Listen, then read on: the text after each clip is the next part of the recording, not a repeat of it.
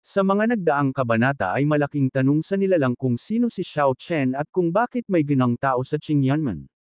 At sa pagpapatuloy din ng kabanata ay patungo na ang tatlong sekta sa Qingyanmen upang tapusin si Duan Siliang at Zhou Chanzhen kasama na ang lahat ng mga alip-oras nito. Makalipas ang ilang sandali ay nakarating na sila sa paanan ng Qingyanmen. At kasabay na sinabi na lumabas ang headmaster ng Qingyanmen. Sa kabilang banda naman ay umiiyak ang isang disciple na sabi pa nga niya na bakit ito nangyayari. Bakit ang tatlong puwersa ay gusto tayong salakayin, dagdag pa niya na hindi pa siya nagkakaroon ng asawa, ayoko pang mamatay. Sinabi naman sa kanya ng isang disciple na brother, huwag kang matakot dahil meron tayong Heavenly Supreme. Sinabi din ng isang disciple na nakakainis, lahat ng tatlong puwersa ay nandito na at katapusan na nating lahat. At sa kabilang banda naman ay sumigaw na ang Divine Sword Sect na kung hindi lalabas si Duan Siliang ay gagawa na kami ng pag-atake. Sinabi naman ng tagapagbantay sa tarangkahan na huwag itong magkakamali na gumawa ng gulo. Maya-maya pa dumating na si Duan Siliang na agad namang napansin ng mga disciples. Kasama si Elder Taishan, ngunit sa loob-loob ni Duan Siliang ay hindi ito mapakali at kinakabahan sa kung anuman ang mangyayari, dahil hanggang ngayon ay wala pa din si Zhou Chanzhen na kilala nating Xiao Chen. Nang makita ng Divine Sword Master si Duan Siliang ay agad niyang sinabi na ngayon ang araw na ang iyong Qingyanmen ay mawawasak. Sa isip-isip naman ni Master Duan Siliang habang kinakabahan na mayroong hindi bababa sa 10 cultivators na may mga Spirit Powers Masters.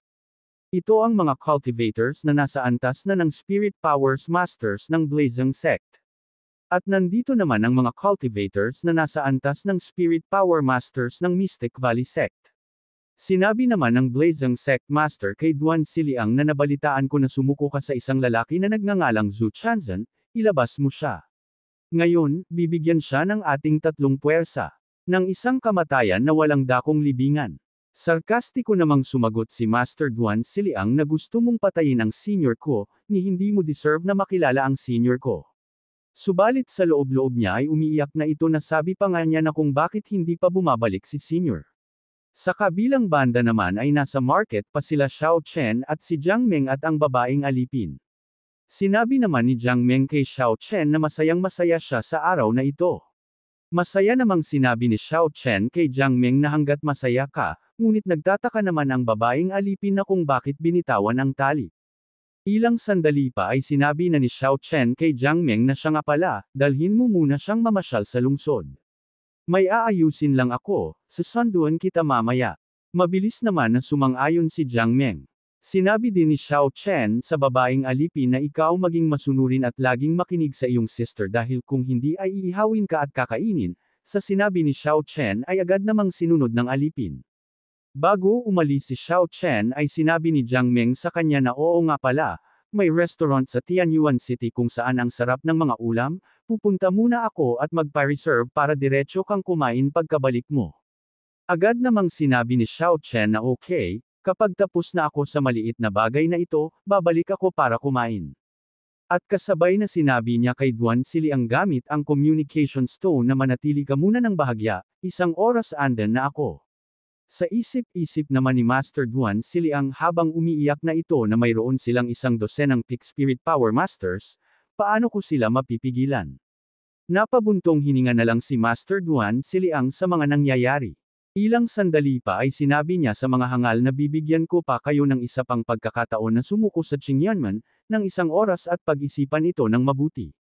Nagtaka naman ang mga disciples na sabi pa nga nila na teka, ano ang sinabi ng punong guro?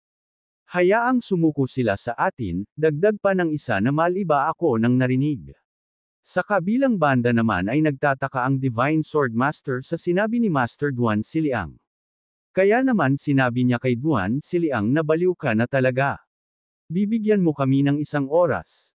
Hindi, masasabi ko sa iyo ngayon na sisirain namin ang iyong Qingyanmen sa 1 oras. Sinabi din ng Mystic Valley Master kay Duan Siliang na anong uri ng paraan ang ginamit ng Supreme Master laban sa iyo. Nasa iyo, Qingyanmen, na harapin ang tatlong puwersa ng sabay-sabay. Dagdag pa niya na kahit na ang aming lambak ng wraiths lamang, ito ay hindi isang bagay na maaari mong labanan laban sa amin. Sinang-ayunan naman ng Blazing Sect Master ang sinabi ng Mystic Valley Master na sabi pa nga nito na oo ang yabang mo. Sumagot naman si Duan Siliang sa mga hangal na ang mga kakayahan ni Zhu Chanzan ay lampas sa iyong imahinasyon. Gayunpaman dahil ayaw niyong sumuko, huwag niyo akong sisihin sa pagiging hindi magalang. Matapos niyang sabihan ang mga hangal ay agad niyang ipinag-utos sa dalawa niyang elder na magsimula na. Kaya naman agad-agad nilang nilabas ang aura ng sabay-sabay upang maghanda. Sinabi din ng Divine Sword Master na nasimulan na ang digmaan. Sinabi naman ni Duan Siliang sa dalawa niyang kasamang elder na ihanda na ang formation. Naghanda naman ang Mystic Valley Master ng isang teknik na kung tawagin ay Flash Zhangsheng Momentum. Ganun din ang Blazing Sect Master ay nilabas niya ang kanyang teknik na kung tawagin ay Uncontrollable Fire. Nagtaka naman ang tatlong hangal sa ginawang pagpasok nila Duan Siliang. Mabilis na hinanda nila Master Duan Siliang ang formation. Maya-maya pa ay inactivate na nila ito ng sabay-sabay na agad namang nagkaroon ng reaksyon. Ilang sandali pa ay nakompleto na ang matinding formation array na ikinagulat naman ng mga hangal. Takang-taka ang Divine Sword Master kung ano ang pinaplano ni Master Duan Siliang. Na kahit ang dalawang Sect Master ay takang-taka sa ginawa ni Master Duan Siliang. Nasabi na lang ng mga core disciples na ano ito. Pinaglalaroan ba tayo ni Duan Siliang? Na kahit ang mga disciples ng Qingyunman ay walang ideya kung ano ang bagay na pumapalibot sa buong sekta. Sinabi naman ni Duan Siliang kay Yu Qingbo na master ng Divine Sword Trick na akala mo talaga na lalabanan kita. Ang array na ito ang pinakamalakas na formation ng Qingyunman. Gusto kong makita kung paano mo ito masisira. Tumawa naman ng malakas ang hangal na Sect Master sa sinabi ni Master Duan Siliang. Nasabi pa nga niya na umatras ng hindi lumaban, ito ay lubos na naaayon sa imahe ng iyong pagong. Pagkatapos ay tingnan ang iyong formation at gaano naman katagal ito mapoprotektahan ka. Sinabi din ng Mystic Valley Master na ang ugali na ito. Halatang nagpapaliban si Siliang. Kung hindi ako nagkakamali, ang Supreme Master ay wala sa Qingyunman sa sandaling ito. Agad namang sinang-ayunan ng Divine Sword Master ang sinabi ng Mystic Valley Master na sabi pa nga niya na oo, sa tingin ko rin. Ngunit kahit na dumating ang Supreme Master, hindi nila mapoprotektahan ang Qingyunman na ito ngayon. At kasabay na pinag-utos ng hangal na Divine Sword Master na ang lahat. Atakehin ng buong lakas at sirain ang array. Agad namang sinunod ng mga disciples ang sinabi ng Divine Sword Master at gumamit ito ng aurang apoy. Na kahit ang mga core disciples ay sabay-sabay na naglongsad ng kani-kanilang mga teknik na pangmalakasan. Sabay-sabay na nagtungo ang napakaraming atake sa formation array ng Qingyunman.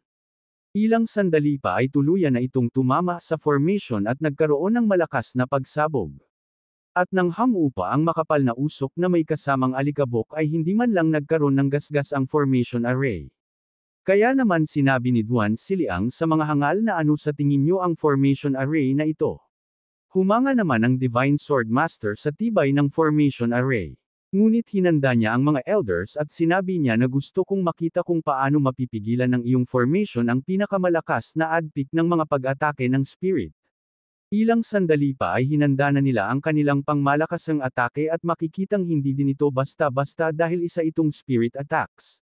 Matapos ang paghahanda ay pinakawalan na nila ang kanilang atake na parang isang napakakapal na thunder tribulation. Nakalaunan ay tuluyan na nga itong tumama sa formation. Nagkaroon ng matinding apoy sa labas ng formation ngunit hindi ito makapasok sa loob. At maya-maya pa ay tuluyan na itong nawala at makikitang nanatili pading walang gasgas ang formation array.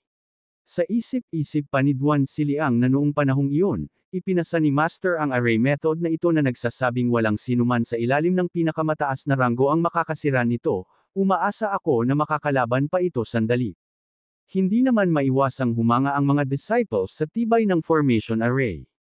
Dahil nakarating ka na sa part na ito ay inaanyayahan kita na pindutin ang like at mag-subscribe at i-on ang notification bell. At kung gusto mo naman na suportahan ng matindi ang bidang hangal na ito ay maaari mo ding pindutin ang super thanks sa ibaba para mas lalong ganahan ang hangal na ito. Maraming salamat mga bida. Ngunit hindi pa din maiwasan ni Master Duan Siliang na mag-alala dahil baka bumigay na ang formation array kaya naman sa isip-isip niya na senior kailangan mo ang bumalik ng mabilis. Inasar naman ng mga disciples ang mga hangal dahil hindi man lang nila mawasak ang formation array.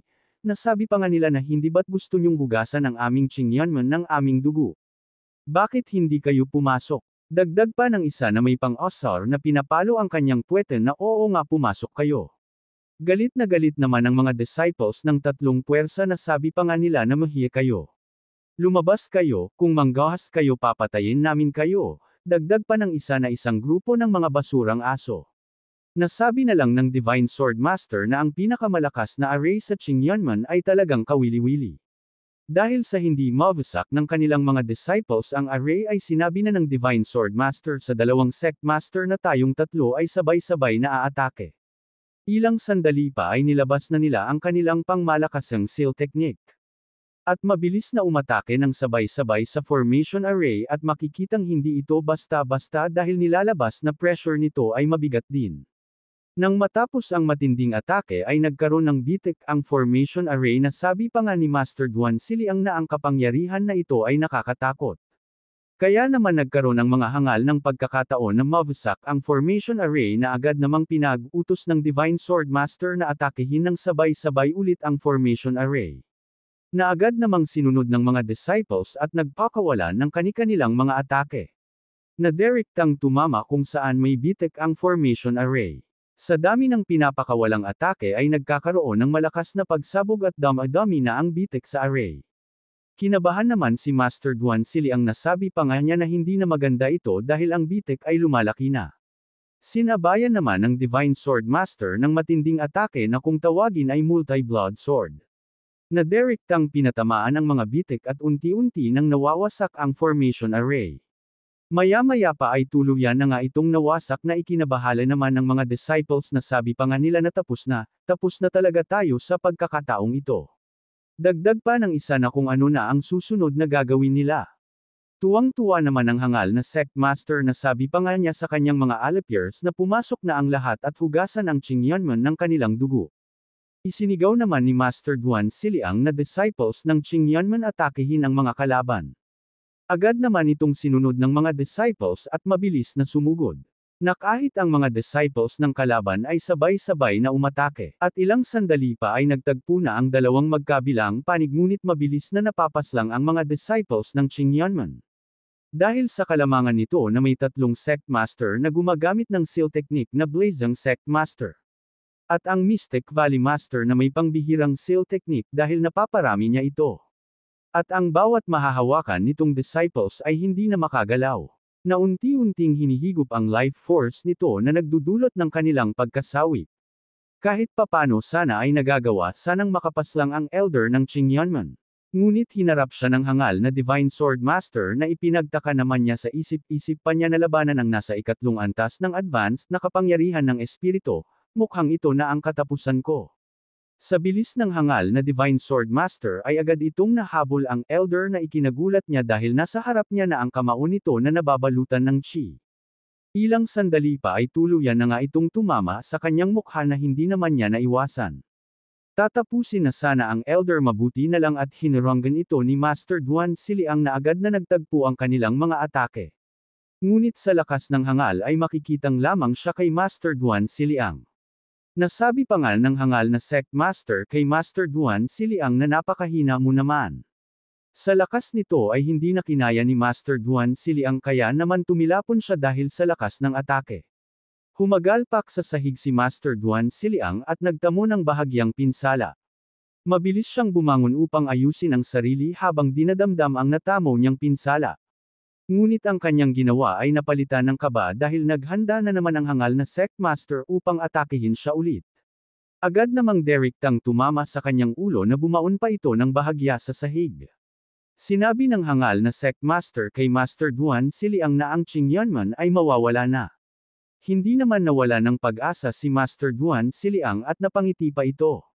Na kahit nahihirapan ay natatawa niyang sinabi sa hangal na Sect Master na ganun ba. Nenas naman ang hangal na Sect Master kaya naman sinabi niya kay Master Duan Siliang na kung bakit ito tumatawa, nasisiraan na ba ito ng ulo. Sumagot naman si Master Duan Siliang na dahil ang kanyang senior ay sa wakas nandito na. Kaya naman hindi niya maiwasan na umiyak dahil bago pa man siya tuluyan ng hangal ay dumating na si Supreme Master Zhu Chanzhen na kilala nating Xiao Chen. Nagtataka naman ang mga hangal na kung sino ang dumating dahil malaking tanong sa kanila ito dahil ngayon lang nila ito nakita. Kaya naman takang-taka sila kung sino ang nilalang na ito. Pinagmasdan ni Xiao Chen ang mga hangal. At sabay sinabi sa mga hangal na bibigyan ko kayo ng 3 minuto para lumuhad at sumuko, kung hindi, papatayin ko kayo ng walang awa. Sa pagdating ni Xiao Chen ay agad na nabuhayan si Master Duan Siliang nasabi pa nga niya na senior sa wakas ay nandito ka na. Na kahit ang elder ay natuwa sa pagdating ni Xiao Chen na sabi pa nga niya Zhu Chanzhen sa wakas ay nakarating ka na din. Ang mga disciples na wala na sanang pag-asa kanina ay bigla itong nabuhayan sapagkat batid nila na magagawa ng senior na matalo ang mga hangal. Ngunit may ilan pa din sa kanila na nag-aalala kung talaga bang kakayanin ng kanilang senior na matalo ang 3 puwersa, subalit sa kanyang sinabi ay nagalit ang isang disciple na pinatahimik siya dahil batid niya na kakayanin ng senior na matalo ang alon ng mga hangal. Sa kabilang banda naman ay sinabi ng hangal na Divine Sword Master na anong klaseng nilalang ang tulad niya na wala man lang lakas ng loob na tanggalin ang maskara nito. Na kahit ang Blazing Sect Master ay ganun din ang sinabi na tanggalin ang maskara at ipakita ang mukha nito sa kanila at nang makita kung anong klaseng nilalang siya.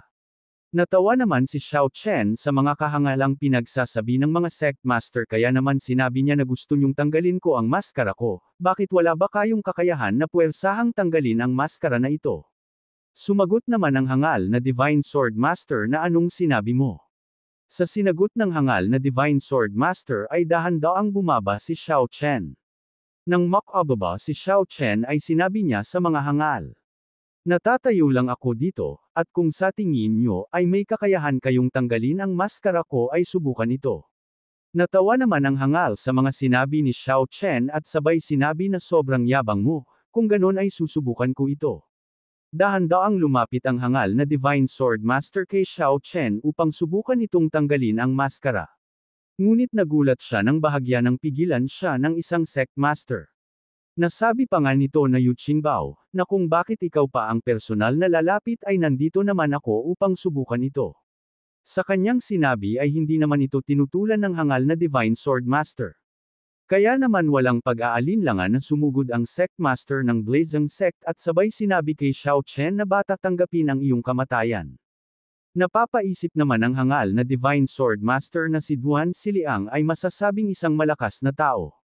Ngunit handa siyang sumuko sa taong ito, lumalabas na ang taong ito ay makapangyarihan, hindi ako basta-basta makagalaw sa harap niya. Sa ginawang pagsugod ng hangal na Sect Master ay kalmadong nag-aantay si Xiao Chen na makalapit siya. Nang makalapit siya ay sinabi kay Xiao Chen na naghahanap ka ng iyong kamatayan. Sa loob-loob naman ni Xiao Chen na isang hangal na walang alam kundi ang mag-ingay. Kaya naman bago pa man niya madimpian si Xiao Chen ay binigyan siya ng malakas na atake na kung tawagin ay roar technique. Sa ginawang atake ni Xiao Chen ay nagtaka ang hangal na Divine Sword Master dahil sa lakas nito. Sa isip-isip pa niya na anong klaseng makapangyarihan teknik na ito, at anong grado ito. Ika-7 baitang o ika-8 baitang. Gulat na gulat ang hangal na Blazing Sect Master sa ginawang atake ni Xiao Chen na ginawa siyang inihaw nito. Nasabi na lang din ng mga disciples ng Qingyunman na napakalakas ni Senior Zhu Chanzhen. At ilang sandali pa ay nilapitan ni Xiao Chen ang hangal na Blazing Sect Master at tinutok ang daliri nito sa kanyang noo. At sabay na itinulak na wala namang nagawa ang hangal na Blazing Sect Master. Humagalpak sa sahig ang hangal habang bumubula ang bibig nito. Sinabi naman ni Xiao Chen na umatake na kayo ng sabay-sabay. Naiabangan naman ang Sect Master ng Divine Sword sa sinabi ni Xiao Chen kaya naman sinabi niya sa kanyang mga kasamahan na atakehin ng sabay-sabay. Dagdag pa niya habang nag-roar agasang patungo kay Xiao Chen na maghayganti para sa Panginoon. Sinabi naman ng Mystic Valley Master na hindi ako sasali sa kaiyahiyang laban sa pamamagitan ng pang-aapi sa kanya. Nag-alala naman si Master Duan Siliang kaya naman sinabi niya kay Yu Qingbo na hindi ako naghinala na napakasama mong tao. Sa dinami-dami ng taong humaharap sa isa, wala ka bang kahihiyan? Sarkastiko naman sumagot ang hangal na kahihiyan. Kapag namatay kayong lahat dito, may makakaalam ba nito? Si Xiao Chen naman na kalmadong nag-aantay ay sinabi pa niya sa mga hangal na bilisan nyo dahil may lakad pa ako. Nang makalapit ang isang disciple ay binigyan niya agad ito ng matinding sipa na agad namang tumilapon. Isa-isa niyang pinababagsak ang mga hangal na disciple na lumapit sa kanya. At ang mga atake ay mabilis niyang naiiwasan na kinaiinis naman ng disciple. Ngunit dahil hindi niya masundan ang bilis ni Xiao Chen ay nahawakan siya sa ulo. Na agad namang ninudmod ni Xiao Chen sa sahig at sa lakas nito ay nawasak pa ang sahig, sabay sinabi ni Xiao Chen na mahina. At dito na din matatapos ang ating episode 8 mga bida, abangan ang susunod na uploads. Ngunit hindi tayo matatapos kung wala tayong matinding shoutout sa mga bidang hangal, kaya naman shoutout kay Must Watch. Dominic Servo, Joan Gauran, Star Maker, Carlos Gonzalez, Aljan Lorayon, Flava Gerardo, Heron Salek, Jomar Bustamante, Marlon, Joha Ira Maiden, Alan Valeriz, Tyson, RJ Pilanga. At hanggang dito na lang muna mga bida. At sa mga hindi pa na shoutout ay huwag kayong mag-alala dahil nakalista naman ang iyong mga pangalan at nakikita ko ang mga comments nyo, kaya naman abangan ang mga susunod na kabanata mga bidang hangal at mangyaring palike na lang po.